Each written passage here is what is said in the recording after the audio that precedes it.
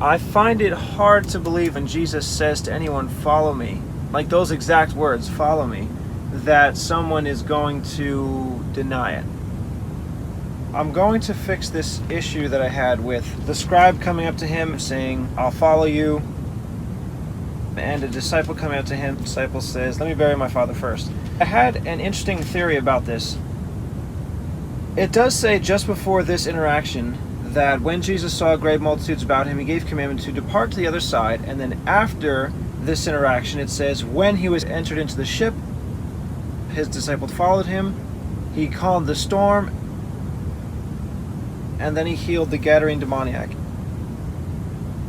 This is definitely the story that was recorded in Mark and Luke about going into the ship, calming the storm, and then cleansing the Gadarene demoniac of his legion. So then right before that was the parable of the sower. He was sitting in the boat in the lake, preaching to everyone. He comes back in, dismisses the crowds, and then he gives the explanation to his disciples alone in the house. Then they leave the house and go over the lake where he calms the storm. So sometime between him coming in from the boat, dismissing the crowds, and before he actually gets into the boat is this interaction. Because it has the beginning, he saw the multitudes about him, gave commandment to go to the other side. I think that's out of order. He did see the multitudes. He had these interactions. Then he gave commandment to go to the other side. Because from Mark and Luke, he dismissed the crowds. A lot of other events followed. And then when that was done, he invites them into the boat. They go to the other side. But we still know that the scribe coming to him and this disciple coming to him, both of their desire to follow him except for comfort, which the scribe is probably used to, and being with his father for however much longer he has to live. Since we know that there is a whole bunch of action from the time Jesus sends away the multitude to when he actually says, let's get into the boat. And because we know Matthew puts a bunch of stuff together,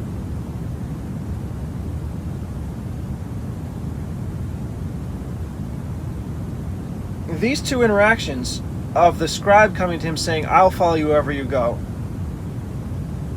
and then his disciple saying to him, allow me to first go and bury my father, those don't have to be directly tied together. They don't have to be like two people came to him, one said one thing, one said another. It doesn't have to be like that. We don't know from Matthew the timing.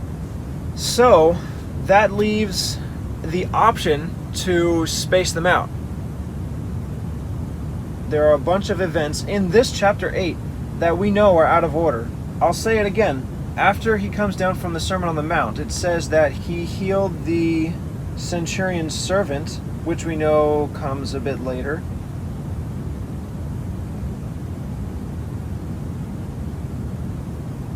He also heals Peter's wife's mother, which we know came earlier than this.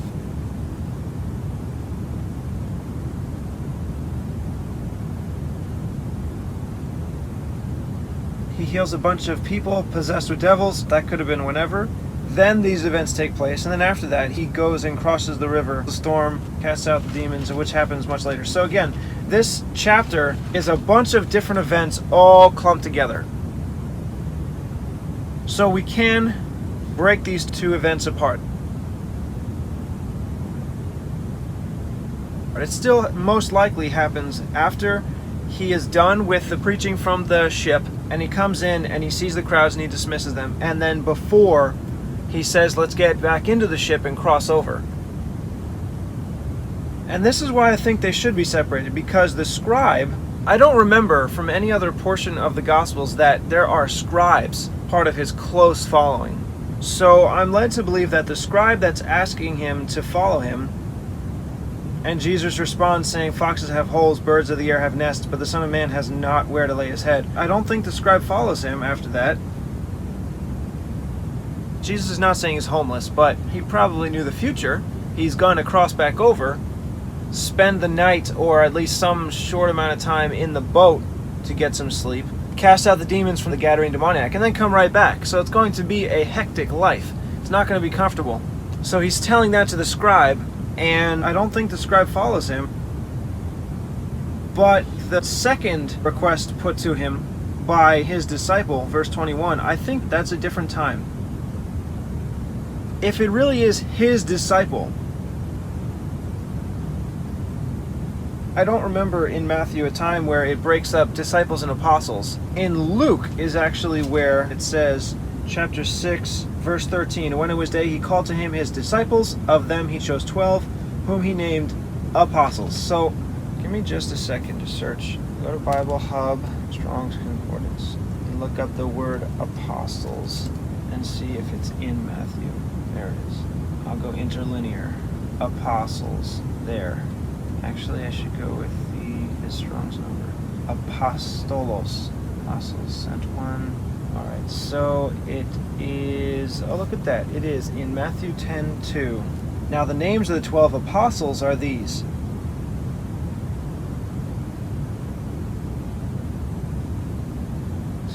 Go to 1. Apostles, 652. Apostolon. Verse right before some of the 12 disciples, Methetes, 3:101. Alright, so I guess at one place in Matthew, it does state the word apostles. Only one place in Matthew is the word apostles used. Mark uses it twice, Luke uses it 6 times, John uses it once, Acts quite a lot. Okay, my point is that every other time it talks about the 12, it uses the word disciples, which means when this interaction occurs, another of his disciples said to him, Lord, allow me first to go and bury my father. This might have been one of the 12. His disciples, one of his disciples. We're not quite sure. But because his response is different from the question earlier from the scribe says, I'll follow you, and Jesus tells him it's not going to be comfortable.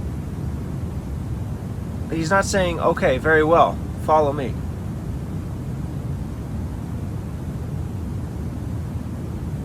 But to this second question, his disciple said, Lord, allow me first to bury my father. He's saying, I have other stuff to do. Jesus responds and pretty much just says, no, follow me. I find it hard to believe when Jesus says to anyone, follow me, like those exact words, follow me, that someone is going to deny it. At least as far as the story goes in Matthew. I know in modern times, we are all called. At least that's what I believe. I believe there are lots of opportunities for us to answer the call. Some believe there's not, that some people are just hardened and there's no way they could ever accept. I don't believe that. But when Jesus says, follow me, let the dead bury their dead, I strongly feel as if this is someone who then did follow him. I think this is one of the 12 disciples, one of the 12 apostles. So, the best way to put this is not side by side, it's not right next to each other, but instead, when Jesus comes in from the boat and dismisses the crowd, after he first dismisses the crowd, before they get into the boat, it says, Matthew 13:36. After that, Jesus sending the multitudes away, they're going to be walking. I feel as if that must have been where the scribe came up. You could say that's actually where both came up to him. But I feel like it was only the scribe. Jesus said, go ahead, everyone go home. Then the scribe says, well, actually, I want to just follow you everywhere. And Jesus gives him this response. But then his disciple asks him, allow me first to bury my father. And so both of these events are after verse 18, where it mentions that Jesus saw the great multitudes and dismissed them. It has to be. And also, it mentions that he gave commandment to depart to the other side. I think the first event of the scribe coming to him is after he dismissed the crowds. Like in that scenario, everyone go home, and he's like, there's no way I'll actually follow you. But then the second interaction, one of his disciples said, first let me go and bury my father, was after Jesus gave commandment to go to the other side. So a little whiles later, after Jesus gives all the explanation, then, as we already saw in Mark and Luke, Jesus then said, let's cross over to the other side. Then he gets in the boat. I think after Jesus said that, one of his disciples says, "This is very busy. I need to spend time with my family." And he asks Jesus, "Allow me first to go and bury my father." And then Jesus says, "Follow me. No, let the dead bury their dead." So that's how I'm thinking of putting it. I'm thinking of putting verse 19 and 20 in right after Jesus dismisses the crowds. And this would also allow me to break apart the two verses that I put together. Then when Jesus dismissed the crowds, they went into a house. That's putting two verses together. Jesus dismissed the crowds, and then in Mark it said, when they dismissed the crowds, they went into the house. So I could actually break those two apart. Now I could say Jesus dismissed the crowds. The scribe came to him, asked the question. Jesus said, "It's going to be a hard walk. The Son of Man has nowhere to lay his head." Then I can say after they dismissed the crowds, they went into the house. So Jesus dismissed them, and then the disciples followed through and shooed everyone away. Meanwhile, Jesus is having this conversation, this short conversation. Then they go into the house. Then after all the explanation, he says, "Let's cross over." One of his disciples says, "Allow me first to go and bury my father." And Jesus says, "No, follow me and let the dead bury their dead." They get into the ship and go. That's what I'm thinking of doing. Jesus sent the multitude away. The scribe came to him, asked him the question. 21 and 22, after he gives the explanation.